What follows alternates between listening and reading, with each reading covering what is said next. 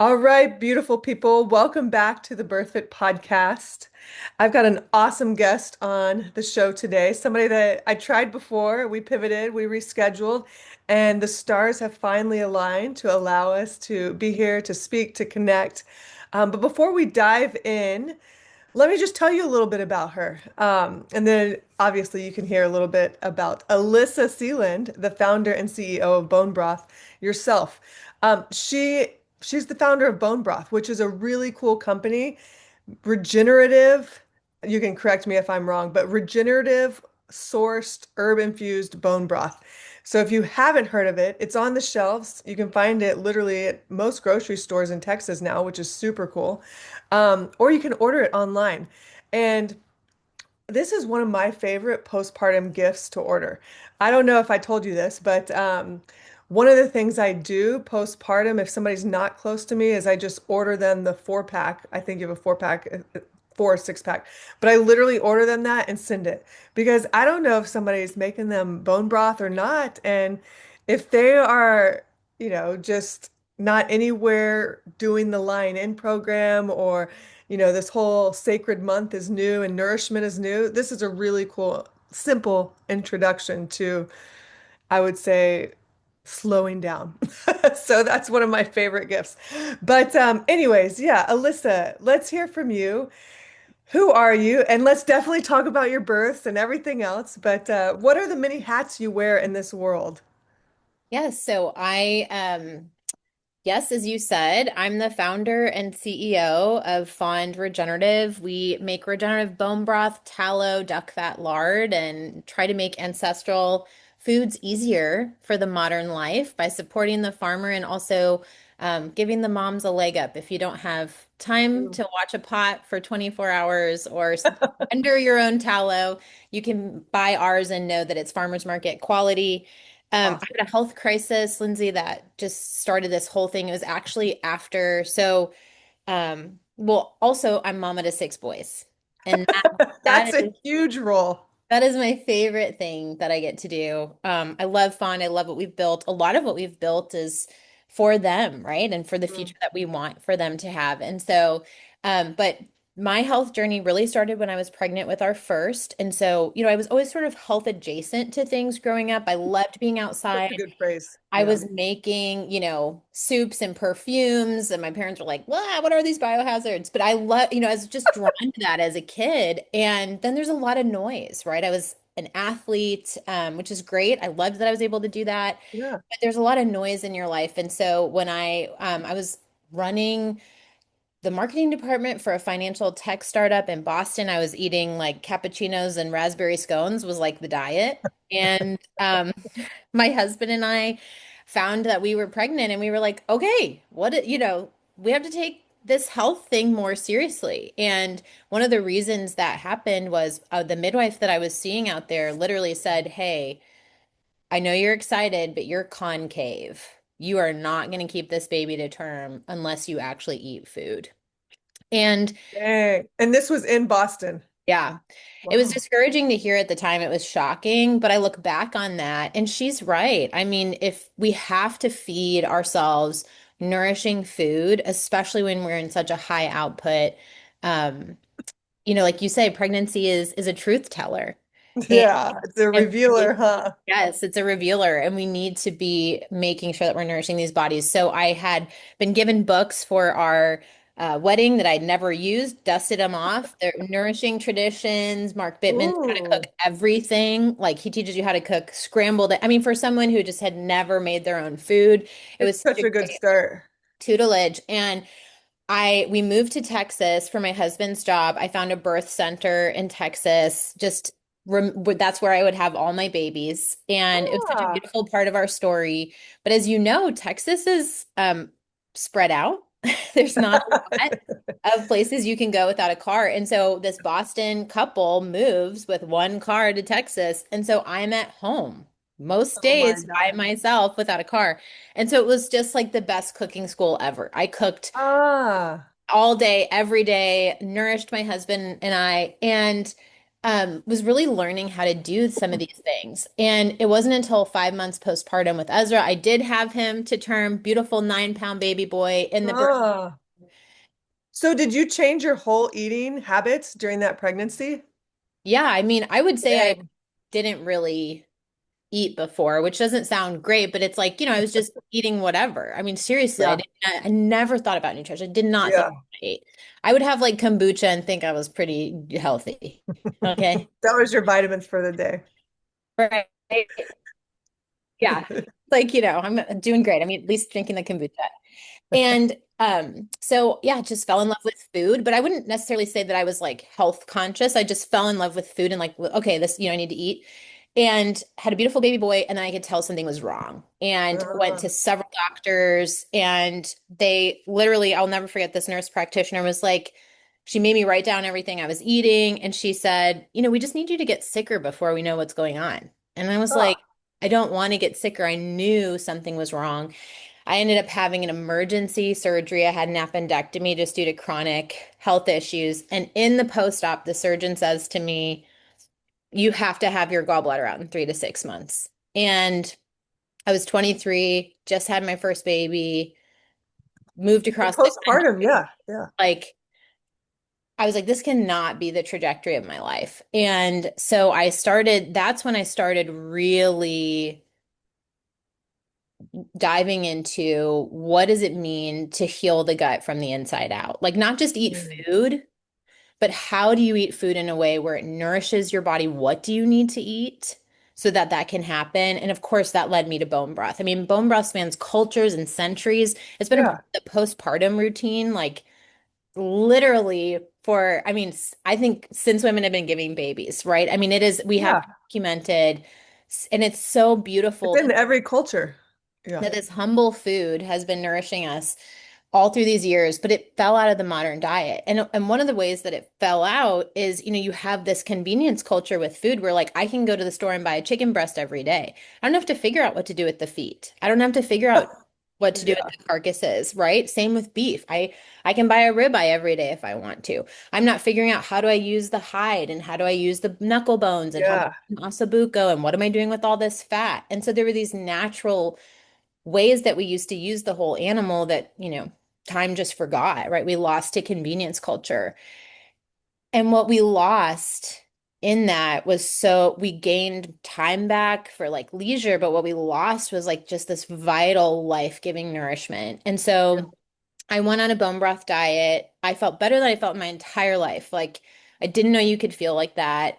And so I started just telling people, you have to drink bone broth. You have to drink bone broth. And they would say, I can't make it. I don't know how. When I make it, it doesn't taste good. And so Isaac and I really felt like we had something here.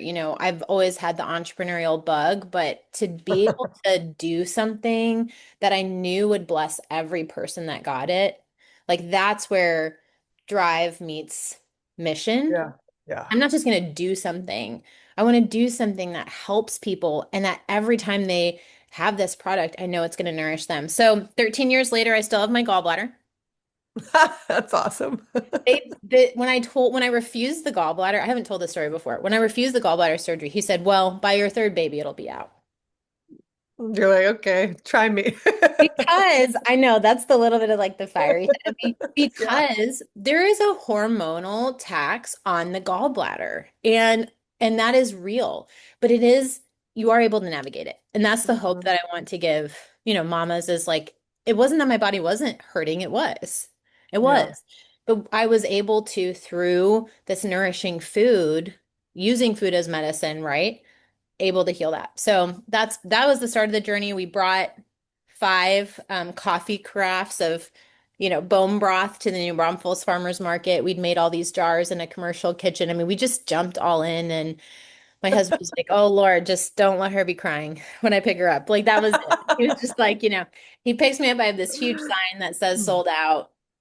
And it's really been, yeah, we're nationwide and Whole Foods and Sprouts, and it's been a wild journey from there.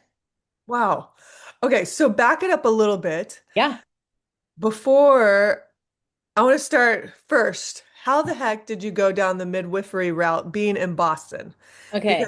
I know midwives, or first of all, I know Boston's pretty medical. Yeah. Very So medical. how did you get down that route eating scones and coffees and cappuccinos, you You're know? right. That's a great question. So, another story I don't tell a lot. So, I was born with a genetic um, defect. So, when you're in utero, your kidney is in three parts and it grows together over time. And the top two-thirds of mine never grew together. So, by the time I was five, I actually went septic. And Damn. they didn't know. So, I had my first emergency surgery in my life was actually when I was 5 years old.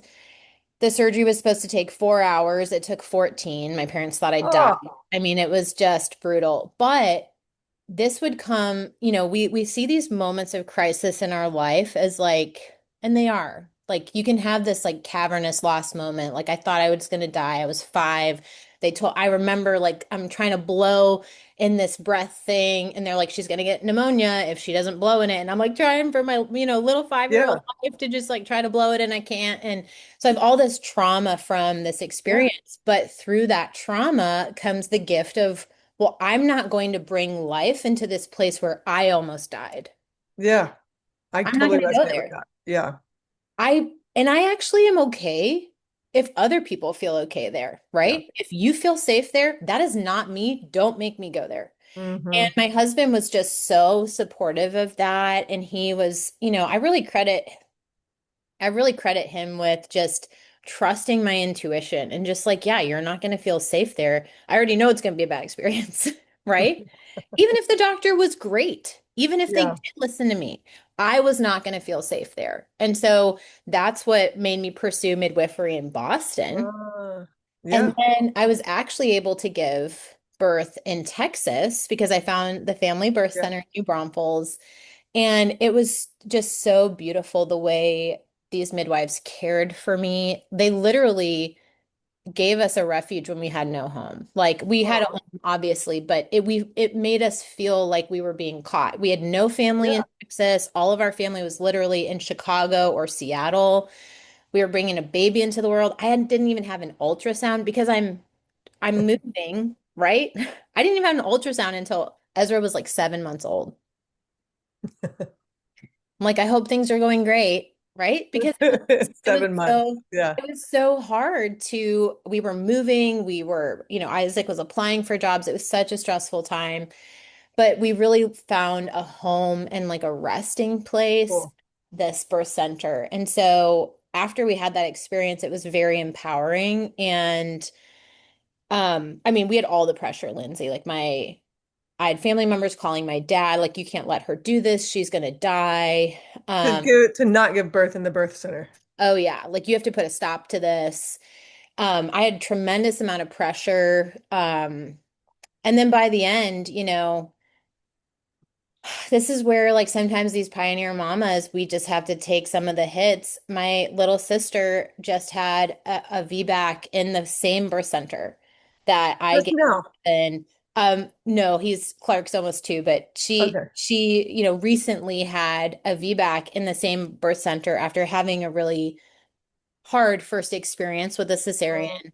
And you have to let people make their own decisions, but how amazing and beautiful that she was able to have this experience at the same birth center. yeah. I was able to really pray with her and talk through with her some of the decisions that were being made and to be invited into that. And so I hope that, I can encourage a lot of moms just like you do. You don't have to be Oh, afraid of birth. yeah. You were made to do this, Yeah, absolutely. can do this, and the way that you do it is going to be different than someone else because your personality is different, but Hmm. it still happens. The baby comes out. So, Yeah. Yeah.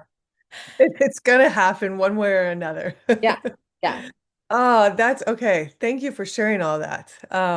yeah, It's always interesting to me how, especially for first pregnancies, first births, how women find midwives, home births, birth centers. yeah, Because it's still not the most common way. Even though, and I was just listening to a podcast, um, it's the Way Forward podcast, and Nathan Riley was on it. And I love Nathan. He's, been a friend and a mentor of mine. But he literally said, OB-GYNs are trained in surgery. Like I Yeah. was trained in surgery.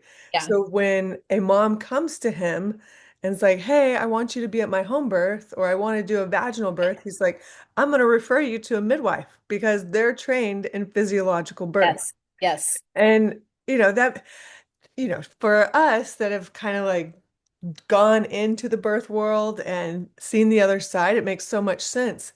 But for those first time moms that are only exposed to, I'll call it the standard American way, it's like the white coat is everything. So I appreciate you sharing your insight and how you got down that path. Yeah. So Family Birth Center in New Braunfels, that's Galen, correct? Oh, Galen, yeah, Okay. my So if girl. you're listening and you're in New Braunfels, be sure to check them out because they're still there. Yeah, And I think she's got a team with her now. she does. Yes. And Okay. if I have any more babies, they will be at the family. We can't move, Lindsay. We can't leave You can't Texas. leave Texas. Yeah, You can't leave because Central yeah, Texas. it's until we're done. So excuse me, you've done all six with Galen and the Family Birth Center. All six with the family birth center. Yes, Galen bought, she attended all of my births, but it used to be owned by a woman named Amber. Right. Yes. Okay. Yeah. Yeah. So Amber um technically delivered my first three, but Galen was in Okay. attendance and training and then took over from there. So Wow. yeah. Okay. And then birth center, home birth, did you transition home at some point? I did. I Okay. did. So I had this thing again, and I think it's okay. Like let's give ourselves permission to feel the way we feel. I Yeah. had this thing where I birth felt like I'm an athlete. It felt Yeah. like a competition, and I was going to the place to do the thing. Yeah. Yeah. Like the court or the field or Yeah, I whatever. didn't want to have that in my home. Like I wanted to, That makes sense. and but for my husband was, so this is where my husband was like, we should try it. He was like, we're not at Oh, he the center was. very long. Yeah. Yeah. It's funny. Isaac basically delivered our last two babies, and they affectionately call him a midwife because he's seen it so many times. And he's like, Yeah. He's you always do very this knowledgeable, I'm every time. sure. And I'm like, yeah, well, I don't remember that part. So I'm glad you can remind me. But yeah, we had two at home. One was on accident. So I had a baby in 11 contractions. Whoa. Was that number five? That was number four. Number And four. I mean, there was so much that was really like my body took over. Like Jude just engaged, and it was like in 11 contractions he was here, and before I could even feel like pain, I was holding him. I mean, that was wild. It was wild. I've had several births that have not been like that. But it was No. really sweet. Yeah. It was a sweet, people are like, wasn't that terrifying? And I was like, well, I was glad the kids were asleep because there was a lot of blood everywhere. And you're like, but he was a month early. And so here we are, like, oh, we're fourth time parents. We got this. We don't even need the car seat for 2 more weeks. I mean, we thought we had it dialed in. And I mean, he came, we didn't even have newborn diapers. Because again, we were just like, we're so, when you're a first mom, Yeah. you're like, Yeah. really prepared. And we were not prepared for Jude, but he was ready to come. And, it was really, really fun, and it's a fun story. And then our sixth boy we had at home, and I had a little bit of dysfunctional labor with him, and I really needed, it's so funny what we think we need and what Hmm. the Lord brings our way, but I wanted to deliver my own baby. Yeah. This is number six. I want to This could be your raise last this one. baby like, and what actually happened is I mean, I had to have three, like Isaac and the two midwives had to help me be in a position where I could push him out. So Hmm. I did not have gestational diabetes, but I was 42.6 weeks with him. I mean, he was 10 pounds, 6 ounces. He was 24 inches. Like he was a lot. And I had a hard time getting his shoulders out. And Okay. so I had to be in this specific position. But here I am, wanting this like capstone experience. And what I have is just this like, wow, I was in deep need. And my community and the people that I trusted to help me through this showed Yeah. up for me. And that's beautiful too.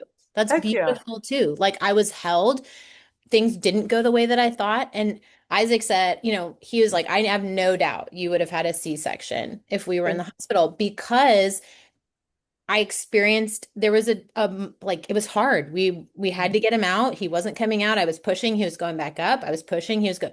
So it was like, okay, we have to rethink what we're doing. Let's take a minute here. And so it was beautiful to have to navigate that in a place of need and not a place of achievement, right? Mm, yeah. Like I needed help and help was there. Yeah, and the help shares the same, philosophies and Yeah. values, similar values. That's cool. Yeah. Yeah. Okay. Okay.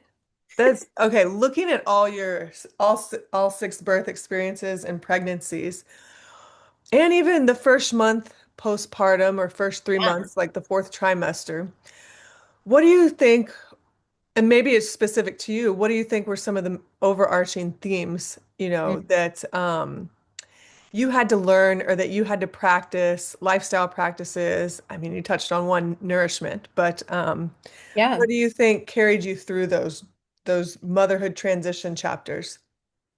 So it really came down to for me, like I always see a chiropractor. Mm. It just made sense to me that if my body wasn't aligned, I wasn't going to be able to push this baby out. And I did not have a chiropractor with my first, but I did with my second and beyond. And it was actually my mother-in-law who had 11 children, several cesareans, several Wow. VBACs, who said her best births were when she went to a chiropractor, but she didn't always have a chiropractor that would see her. Was she from Oregon? She was from California. Okay. So, it was great to have her, and this is where our obligation and sort of service as women is to pass down this knowledge for Yes. those who will hear it and receive it. I was like, okay, for my second, I'm going to find a chiropractor. And I did, and he was awesome. And I saw a chiropractor with Samuel. Actually, it was basically, I really felt instinctively that I needed to go into labor with him. And he did my chiropractor did these acupuncture points, and he was like, every time within 48 hours, are you ready? And I was like, I am ready. And he did. He came 18 hours later. So he was just like, are you sure? And so I've had these therapeutic things I've done, right? Chiropractic being one of them. Again, just helping the body, helping things move through the body. Yeah. Nourishment, of course, is essential. I took a video before and postpartum, but one time in a postpartum period, I had 65 jars of bone broth just in the first 2 weeks because I needed it. I'm You breastfeeding feel, yeah. baby and I just need all this nourishment. And what's really interesting is we're having this like peptide conversation right now. Oh, yeah. But bone broth, right, with these foundational amino acids, it allows you to create the peptides that your body needs. Need. Like your Oh. body's already making these peptides. Our Yes. bodies are brilliant. God designed them. Like, Amazing. And so when you have this like just abundance of amino acids, the body is able to then go, oh, I'm going to fix this and I'm going to fix this. And then we're not even talking about, the stem cells of the babies that go and we've seen clinically go in and heal these parts of the mom oh, are are having, they've even found stem cells in a cesarean scar, baby stem cells in a cesarean scar. Like the babies are, that's rad. I didn't know that. oh, it's so beautiful. It's so beautiful. And so, nourishment being second, and then movement. Like one of the reasons I love BirthFit is people would be like making fun of me, because I get big. I'm only 5'6". I'm having these, 8 to 9 pound babies. Samuel is 10. And I'm walking around and I'm doing stuff. And, there was one pregnancy, my hardest pregnancy. It was 100 degrees for maybe 90 days in San Antonio. Like Yeah. crazy. And it was so hard for me to even just be outside Yeah. being pregnant and it was just like the water weight was just really crazy.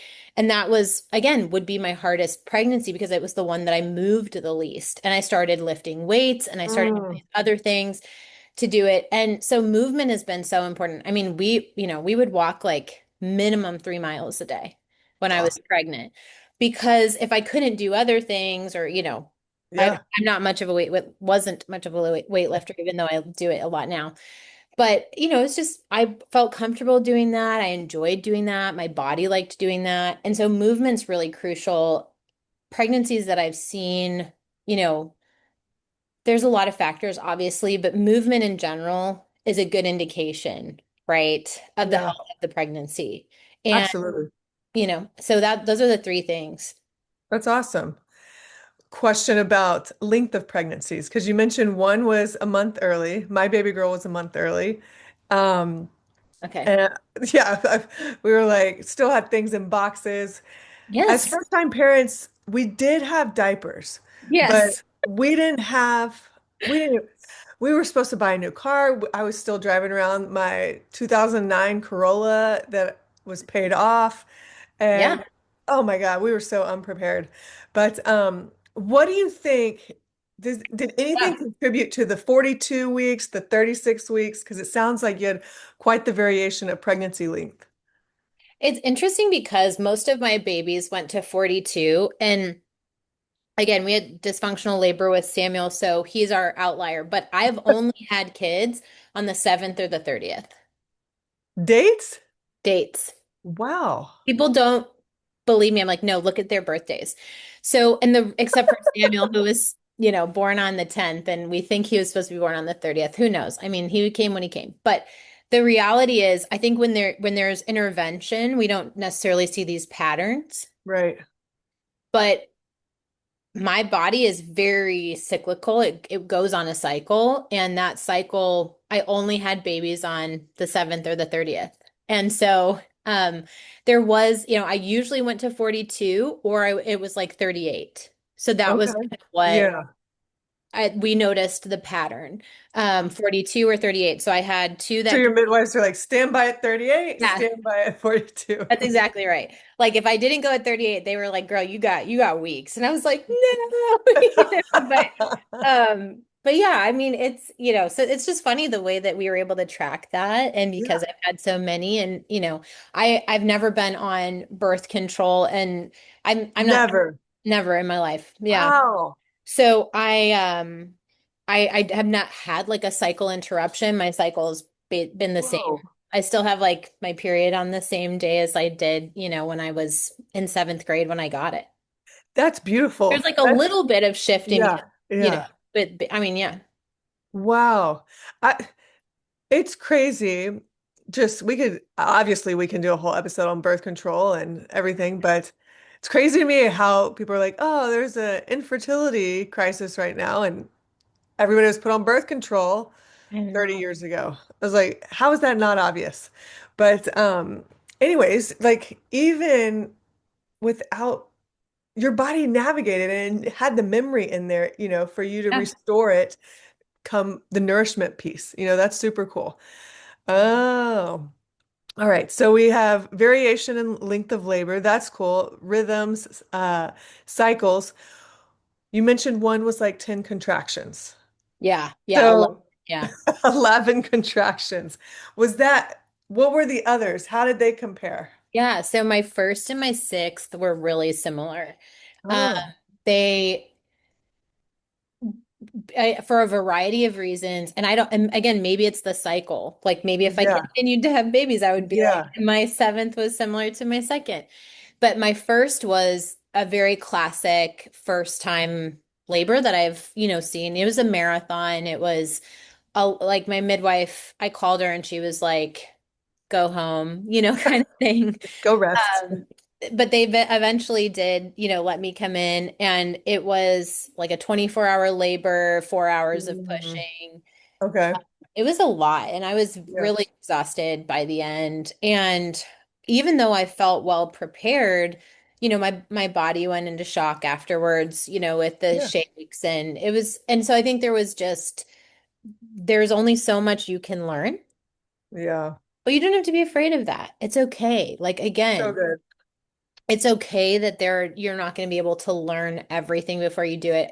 I would say something in that pregnancy that I would continue to say is like my body is really doing great right now. My brain is like I can't listen to that part. It's because Yes, in that get last out. couple of weeks, I'm like just I hear you, but like let the body do its thing. Yeah, because it's such a time where you're vulnerable to people speaking in or just Yeah. I feel like attacking spirits that are making you second guess your choices or make you because you're so vulnerable because you are vulnerable. There's like a very Yeah, like the veils being lifted between the yeah, spirit and you world and need this yes. world.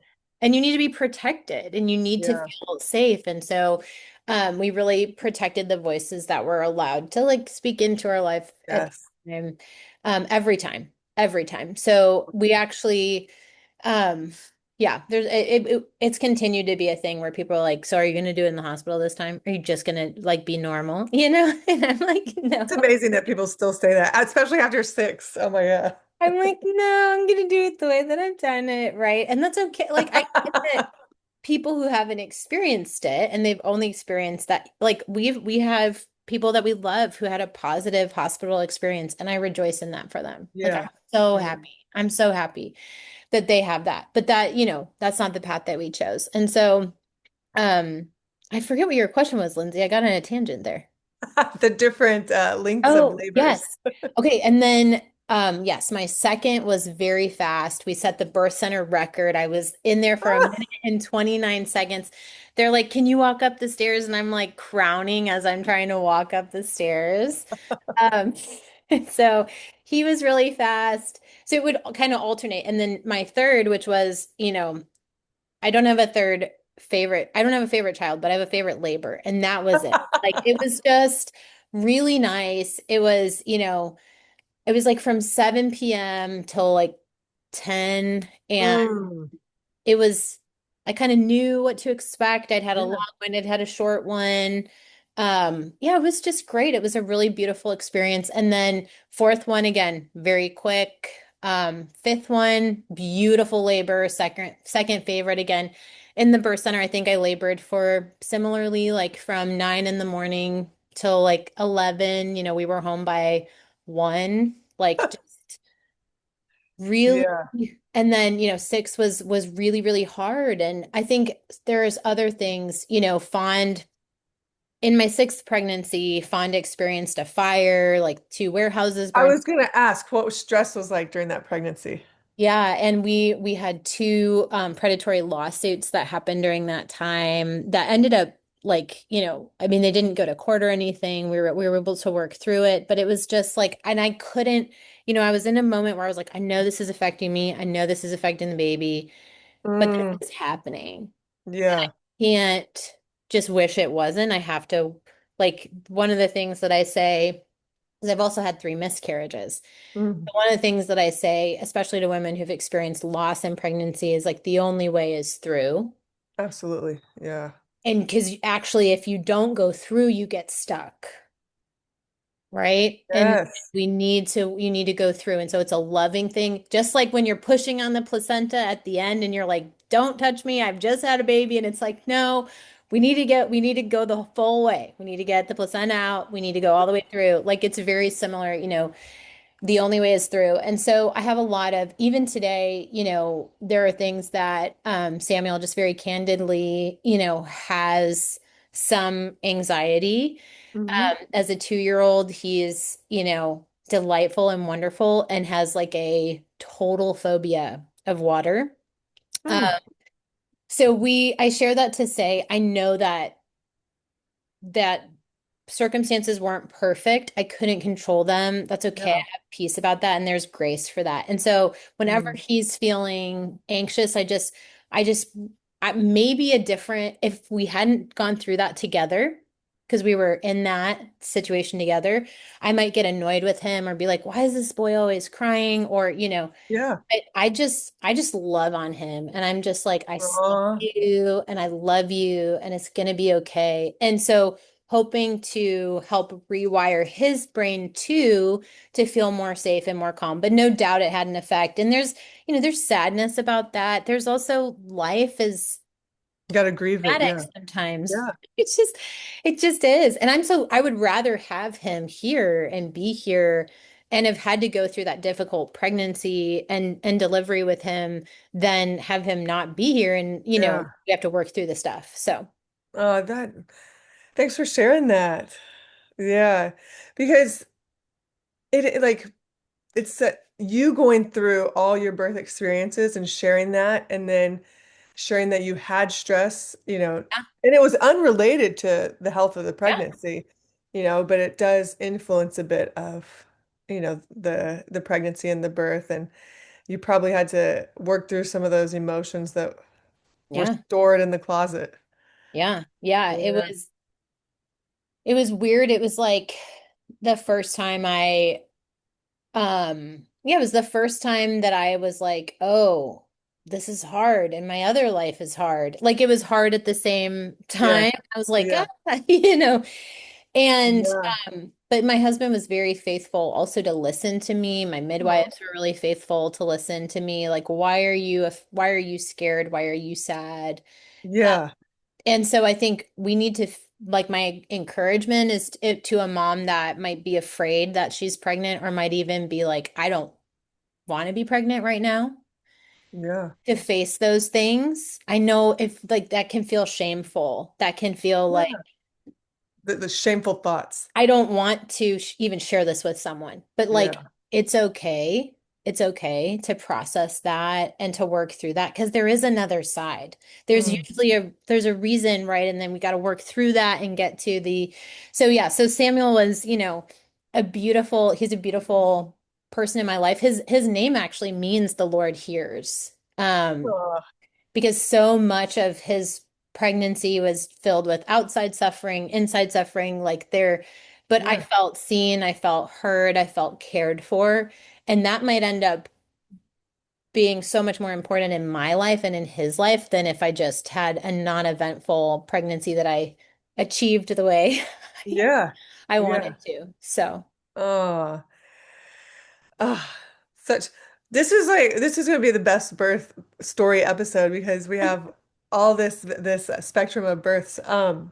The last question I want to ask before we chat a yeah. little bit about your other baby, your business, is, I think women need to birth, should birth with Mhm. some sort of other support.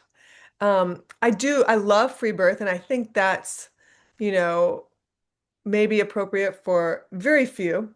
But I know even me being, as I said earlier, Capricorn, independent, grew up, oldest daughter, oldest granddaughter, I knew I wanted one other person there so I didn't have to be in my thinking brain. Mhm. And you were touching on that, the being seen and being heard, especially in your last pregnancy. And thinking about that labor, and like you said, you had to try different things. You had to like kind of pivot and adapt and improvise. What are your thoughts? Do you want to elaborate any more on the community aspect or birthing Yeah. with another support person? I mean, I I think we in general hate being seen as like weak or limited, Yeah, but yeah, the reality is we have strength, but there are times of weakness and we all have limitations. And what's beautiful is that those are things not to like we almost practice perfection as a form of self-hatred. yeah, Instead of just being like, you know what? I just need support here. yeah. That's okay. Like Being vulnerable. I need people to help me. And my mom, I she's amazing, but she did not have the opportunity to have home births or births without, she had some traumatic experiences in the Yeah. hospital. I have a vaccine injured sibling and Mm, that, some dysfunctional labor who was disabled for life, and that had an impact on yeah, me and some decisions I made. And so my mom has given me a legacy of thinking through things, but she wasn't able to give me a legacy or tutelage in birth, much as she right. would have I can wanted to, relate. much as Yeah, she would have yeah, wanted to. So I listened to my mother-in-law, but similarly was not allowed to go to a birth center, barely found doctors who would be willing to try VBACs, right? right. So there was a strength in my decision to be independent, to pioneer a new path, maybe a new pattern for my family. Yes, That other absolutely. women in my family, who, with my sister that I shared, had an experience in the birth center that was very redemptive for her. So that was a strength. That didn't mean because I was strong to choose this didn't mean that I was going to be able to just muscle my way through the whole thing. Yeah. I was going to need support on that journey. And I'm a little bit of a nerd, Lindsay, so I'm going to make an analogy like, you're going on birth is an epic quest. You are Frodo, Lord of the Rings, okay? Like you have to have your people around you Yeah. help you do that. And I would say, there's just no, I mean, there are times in that epic when Sam is literally, I can't carry, and that's what your husband should be. I can't Yeah. carry this baby for you, but I can carry you. Or that there find someone Yes. in your Yeah. life that's like, and for those who are navigating this without supportive partners, like I would just have them, call upon the Lord Jesus Christ and Mhm. also pray that those people would enter their lives, seek those people out. I've seen midwives, doulas, do Herculean amazing Yeah. things for women because they love them in this specific stage of life and they love them well. And that support is out there and it's okay to need it. Let's just Yeah.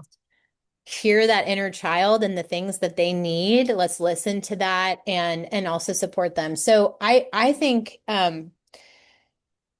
free birth is very um I think it is very special. I think that it is a Mhm. special person who can do that. Yeah. And I think for the most of us, even if you think you don't need support, like me, sixth pregnancy, I got this.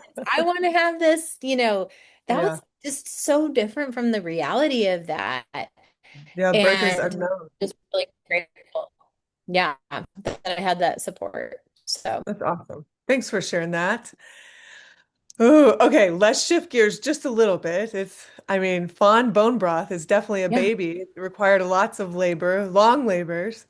So you mentioned you went to the farmer's market to Yes. launch this thing. Was that where you kicked off Fond Bone Broth? Did you know it was called Fond at the time? No. So I actually did this And story. what year was this? What year was this? Okay, so we started Fund in 2015. So we Okay. celebrated our 10-year birthday last Wow. summer. And oh my goodness, it has been crazy. I think because I've had births, there is a real sense with Fond where like I just wanted it to get out of infant stage. That infant stage is so precious and beautiful. And then you're like, and I've been here and I've been here and I've been here. And so Fond was a labor of love. We weren't going to make compromises. We sourced regeneratively from before there was a name for it. We had a lot of support and encouragement early on. We won, a La Dame de Escoffier award. We won a $10,000 grant from them. We won an Austin Food and Wine Alliance award here, and we won an HEB Quest for Texas Best. HEB actually found us at the farmers market, and they were like, Wow. "You have to come on." So we had a lot of support in those Yeah. early foundational days. We also had a lot of just, oh my goodness, like we called the company Stockpot Broth Company, then Campbell's Soup went after us because they had one SKU co-branded with Kirkland and our IP lawyers were like, you can take them. And we were like, oh my gosh, we just started. Like, They got a lot more money to back the yeah. lawsuit. And I was pregnant at the time, and our lawyer was like, "This would be so great, this pregnant woman taking on Campbell's." And I was like, "She wants to spend her energy somewhere else. Let's just be Yeah. real." So we pivoted, and I tell people about this. We chose something higher, and we went back to the drawing board, and the name Fond came, and I love that name is such a better name. It It's means beautiful. foundation or base in French. We wanted to be the foundation of your culinary and your nutritional life. In the beginning, when we would tell people food is medicine, they would be like, okay, thank you. I don't want the snake oil. And we're like, no, literally, you can change your DNA by what you put in Yeah. your mouth. Like, please listen to us. And so now, obviously, there's less of that as people believe that, and the science has kind of caught up with that more and more. Yeah. But in the beginning, that was really interesting. That was a pivot that led to something really beautiful. We chose not to fight back, but to just, even if we didn't have to just say, okay. We had this really weird, like the health inspector in New Braunfels did not like us. I don't know why. It was just one of these things where it was like he was always trying to catch us doing something wrong. We were transitioning locations and we were moving production facilities. And we have a 30-day window to do this. We had notified the Department of State Health, hey, we're moving locations. He literally called the State Department to tell us like Fond has moved. They're operating in like a in a facility that's like not been approved. And we were like, well, we answered to the state level and we've let them know. And they were like, no, I mean, it was just like they shut us down.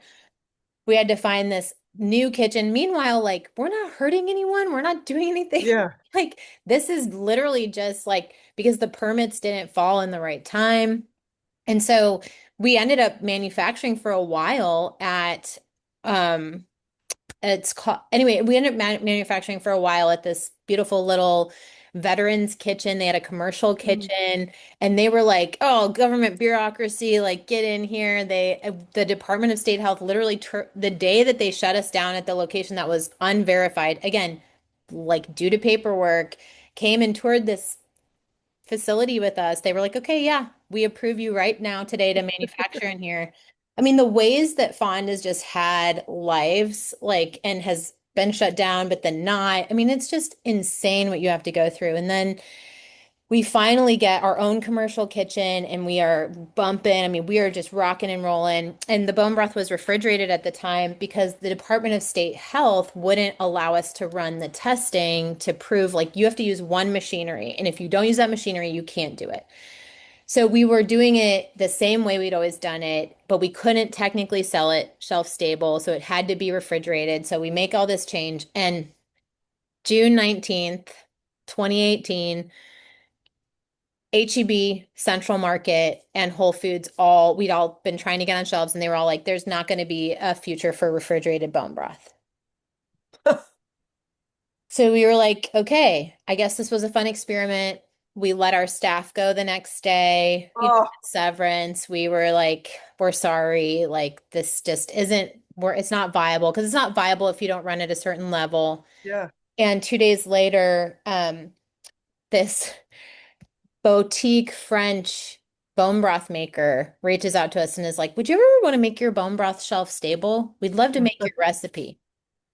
We just bought this equipment, happened to be the one that the FDA and the USDA require to make bone broth shelf stable. Would you ever have a desire to do that? We happen to buy this farm that had this equipment and we'd love to make this for you. Oh, that gave me the chills.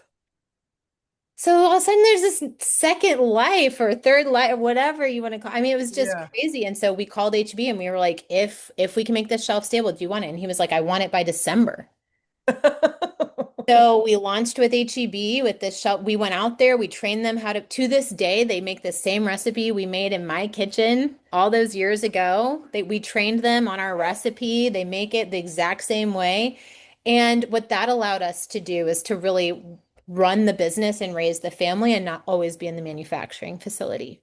Right, because you were literally creating the business instead of running the business. Oh, we had a two-bedroom, two-bathroom apartment that like abutted. You had a door between our manufacturing facility. And it was just all the time, nonstop. It was just constant. And your kiddos are there. And we're raising them. They're learning how to ride bikes by shipping containers. And I mean, there is beauty in every season, but it's okay to acknowledge that those seasons are hard. So we just did, I mean, it was crazy. So we were able to bring the bone broth shelf stable and How long did that take you? Like, was it June you said you let go of your staff yeah, or yeah. and And then then in October, we had the first runs. And then in December, we launched with HEB. wow, that's quick. Was very fast. I mean, it was like rapid fire. And it's hard because you feel like as a business owner, like I failed those employees that helped me build this in the early, like we were able to keep some of Yeah, them. yeah. You're But like, hey, come back. well, and you're just like, what you feel bad. These are people's livelihoods, and there's just a lot you have to process as a Yeah. business owner because there's trauma that sort of self-inflicted, some that's not, some that you're inflicting on others, and it's just like, ah, it's horrible. Yeah. But we really have always loved the people that have worked with us, and we can't control outside Yeah. forces, timeline, thing like that. So that was 2019. We launched the shelf stable broth, and it was amazing. It's funny, even today, so this whole thing, there's so much, the bone broth has so much viscosity in it. It's so gelatinous that Yeah. it should technically, the moisture to protein ratio is closer to that of a jerky than a liquid. Wow. So when you hear this is what happens when you get into these like regulatory lanes where they're like, well, the USDA is like, well, it's a bone broth. We don't want it. And the FDA is like, yeah, but it's beef. Like they do our chicken, but they're like, yeah, but Yeah. it's beef. But they're like, yeah, but is it? I mean, it's just this dumb stuff that, that thankfully we don't have to deal with it from the day to day. And it's been dealt with. But you just see all these little things that this fledgling business was having to navigate that are still around today, but we've got more support and people who are very Mm, capable and have decades of knowledge who can handle it. Whereas at the time, my husband and I, had two and then three and then four and then five little kids, and we're trying to just yeah. get this business off the ground. So it was a lot. And then the fire was absolutely, it was one of those moments where you lose And everything. that Yeah. was during your sixth pregnancy Yeah. So or that your was with 20, Samuel. yeah. So that was 2022. Um, we found out, September 2022, and I'll never forget the call. Hey, there's been a Oh, fire. The entire warehouse and manufacturing facilities burned down. All the jars, all the chicken, all the labels are gone. There's not a way to make the bone broth. And holy Nikes. so I was in the middle of raising a Series a $5 million round. I had more um I had more meetings in my investment banker's history, and it didn't matter. It didn't matter. Like, we didn't know if we could continue. The FDA and USDA ended up approving a facility for temporary use, right? So we were able to eke out 6 pallets a week. We'd been making 40 a week. Oh my God. I wrote Sprouts in HEB, and I was like, we've had a fire. Here are the photos. Like, I don't know what's going to happen. Please don't take us off shelf, basically, is what I was saying. Because we've paid to Yeah. be on shelf, we've paid to build a customer base, and we're basically just begging them to like just give us time. Reserve our spot. And I'll never forget the Sprouts buyer. Literally, he was like, Alysa, you are going to be a phoenix. You are going to rise from the ashes. Your company's going to rise. And I don't even know that I like believed it at the time, but I received it. I was like, okay, yes. And I mean, Sprouts continues to be one of our best. I mean, one of the ways that we launch products is through their innovation center because they're such a great Mm, partner. They've won awards for how well our products have done on wow. shelf. Some of our buyers, and we love just being that, that tight-knit relationship. But anyway, so it took about 18 months to figure out, will this business be viable in the fire? And something that was really important that happened during that time. So everyone in the consumer packaged goods industry, which is the industry that Fond is in, so CPG industry, they run as fast and as hard as they can. They want to acquire as many customers as fast as possible. And it doesn't really matter if the business is profitable because you can show to a larger company, hey, I have a large customer base. So you might be profitable, but you might not care about that. Or you might be investing all of your profit into acquiring the next customer, not really even thinking like, how long is this customer around? How long are they going Right. to be here? So the fire made Fond. We didn't have investment dollars to not care about how to grow. Okay. We had to become basically profitable overnight. And that is really hard to do if we didn't do it overnight. We have an amazing super angel investor that gave us some runway because of the fire to keep, he gave us a small loan to be able to repair. But Yeah. once you learn how to do that and you have the discipline of reducing your costs and running a profitable business and keeping your overhead low, then when you grow, You're right? still operating at that low overhead. Yeah, so costs are fixed, but profit and revenue is cyclical. This is a concept in business, like but costs are fixed. And Yeah. anything you can reduce in your costs is a permanent gain. And so we had to run lean. Last year, we self-funded 3 nationwide product launches. Wow. Our beef tallow, our regenerative organic certified chicken and beef bone broth. And I was literally just interviewed last week by the CEO of Whole Foods. And we have this conversation Uh-huh. about everyone thinks like the flashy, almost tech valuation of CPG is where it's at. Like, raise a lot of money, grow at a totally unsustainable rate, don't worry about profit, and someone will buy you. And our story has just been totally different, where we care about profit, we care about farmers, we care about our customers, we care about growing sustainably, and we are able to grow meaningfully. I mean, we bought over just with Whole Foods 1 million regenerative organic certified bones last year. Wow, that's cool. That's an So accomplishment. Yeah. so we are making a big impact. But yeah, so the slow burn is not sexy, but it is sustainable. And I think Yeah. that's what we're showing people. That's awesome. I think that's relevant for any type of business. Yeah. I feel like we've been in the slow burn and, similar to you, like people are finally catching on. I think the whole health craze, people are catching Yeah. on to being intentional with health, right? And that you see that with people catching on to bone broth or working out in pregnancy or practitioners actually wanting to care for pregnant women, Yeah. coaches actually wanting to train pregnant women instead of say, go home and take it easy. Um, but the slow burn is slow is fast. That's what we Yes. say in postpartum. But wow, okay. That's one hell of a story, huh? It's been epic. It's been epic. Do you feel like there's some calmness right now, or like you can breathe, or do you feel like you're ramping up for the next big thing? So we do have several, I think there's like a calmness, and our bodies are amazing. Like we really do adapt to our environment. And I think we've been in this startup, really, we've been running a startup for 10 years because we've launched so Yeah. many new products and we've launched in so many new markets. We launched over 10,000 retail facings last year. And so there's a piece where it is new, but it's familiar. Mm, We've done this before. We're sort of battle tested, and the crises that happened, or the literal fires, yeah. test and refine and prepare you for the things when they get bigger and larger. And so I think, if we would not have been able to handle the growth now if we had had it, Yeah. even if it came and if it felt exciting. A lot of companies Right. can, it's a morbid imagery, but they grow themselves into a noose because they don't have the experience to handle that next Yeah. chapter. And so I would say there's definitely more peace. We definitely feel like these are, slippers that we've worn for a while. We kind of just slip into them. We understand it's not normal for everyone, but I think that's another thing that can be applied to pregnancy. Like your pregnancy is going to be different than someone else's.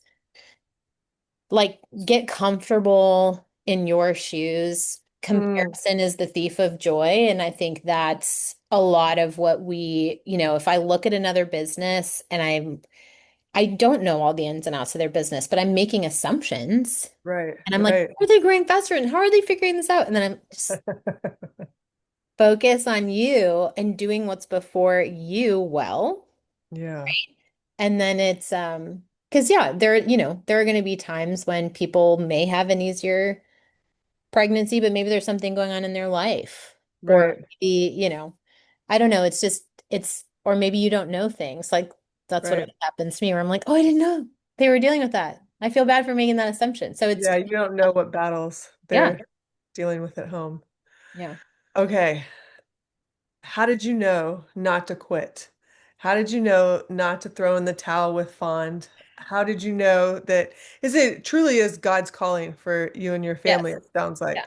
So I think that's every business owner, entrepreneur. They're like, am I crazy for still going? Like, am I delusional? Like, how did you Yeah. know not to quit? Well, I think the honest answer is sometimes I've wanted to quit. Yeah. Sometimes I've asked, like, this feels heavy. Can you take this from me? Can you find a buyer? We've had Yeah. celebrities try to buy the company, we've had competitors try to buy the company. And I think I was always looking for that white horse that was going to kind of save me, or that white knight that was going to kind of Yeah. save me from this is really hard. This feels really heavy. I wanted that through an investment team. I wanted that through, a celebrity acquirer. I wanted that through all these different ways. And really the message to me was like, no, I'm choosing you. I want you to do it. And I was like, oh, okay. So Okay, here we go. after beating my head against that wall for a while and then being like, you're the white knight, like not, like Yeah, you're the you're one it. going to do this. No one Yeah. else is going to do this. And so you have to see this through. And I think that's really good for me. My personality is hyper creative. I'm always creating, I'm always doing, but am I always following through? And the discipline of my life has been following through on this idea and seeing it to, I would say, a place of flourishing. Mm. And the conversations have changed from who's going to buy this company to, is one of our kids going to run this someday? Right? Oh, that's sweet. Yeah. Just an interesting shift. And then I think, the other thing is we're very missional. Like I talk a lot about how I love that people are getting into the wellness space, but it has shifted a lot over the past couple of years. And now people are selling kind of the same way of like selling, sex, drugs, immortality, Yeah. shame, like just repackaged. And we want to be different. Like I want you to drink bone broth. It will help your skin, hair, teeth, and nails, but I also want it to help like your mental synapses with the glycine. Yeah. I want you to be more Yeah. calm because you're doing it. So I think you're right. We feel called to it. And I think there's a lot of joy and satisfaction in like the world is longing for healing. They're longing for literally like we're starving with so much caloric intake Yeah. because our food is not nutrient dense. And so I think the other thing, so providing for that need, but I think there's the other part, and I talk about this just like I said no to that second surgery, Mm-hmm. the gallbladder one, and still have it to this day. I want Fond to empower people in their life Mm. to be able to say no. Sometimes no is the best yes, and to really empower people through food to say, hey, I'm going to say no to this and I'm going to be able to do this. We're told our world is declining in nutrients, that we're going into a full-on agrarian crisis, that chronic illness is the what we're going to give to our children. And Fond is really our way of empowering people to say no. No, we're Yeah. choosing to build generational health. We're choosing to invest in the future when people are saying like it's going to be dismal. And I think that's very redemptive. We used to call them little jars of healing pushing back against the fall. That's awesome. Oh, I've loved chatting with you. And I don't know about anybody else listening, but I've got a huge dose of inspiration and motivation listening to you and just hearing your story and birth stories and business stories, all the stories. Um, where can people find bone broth if they're Yeah. in Texas, nationwide? Yeah. Do you ship worldwide yet? Not worldwide, but we do ship anywhere in the US. So we're at fondregenerative.com. You can find us in your favorite health food store. So we are in many local mom and pop shops across the US and then also Sprouts, Amazing. as I mentioned, nationwide, Whole Foods nationwide, 173 HEBs in Texas. So lots of That's a ways. huge deal because HEB runs Texas. Yeah. And is there anything I missed? Do you want to leave anybody with, like, did I hit on all topics? Because, like I said in the beginning, you're very multidimensional and such a beautiful human being. And I appreciate you sharing your time and your stories with us. I think I just want your listeners to hear that, I'm proud of them. If they're choosing this for themselves, if they're exploring natural birth, if they're figuring Mm, out how to take care of themselves during pregnancy, there's so many countercultural things, even in just that. yeah. And Yeah. I just want them to take a moment and just have some self-love and some self-appreciation for the decisions and the choices that they're making. Oh, that's beautiful. Thank you, Alyssa. Yes, thank you Yeah. for me. Absolutely. We ran a few minutes over, y'all. I hope y'all enjoyed this episode. If you're listening in the car, driving, watching the recording, for those of you that attended, thank you. I know you got some special magic out of it. Thank you, and God bless everybody for listening, and thank you for being here. Huh. All right, we're gonna sign off. I want to stay on forever, all day, but we gotta go. It's Tuesday. It's like middle of the week, so we gotta roll. I know. Thanks Yes, so ma'am. much, Alyssa. Yes. Thanks, All everyone. right, bye everyone.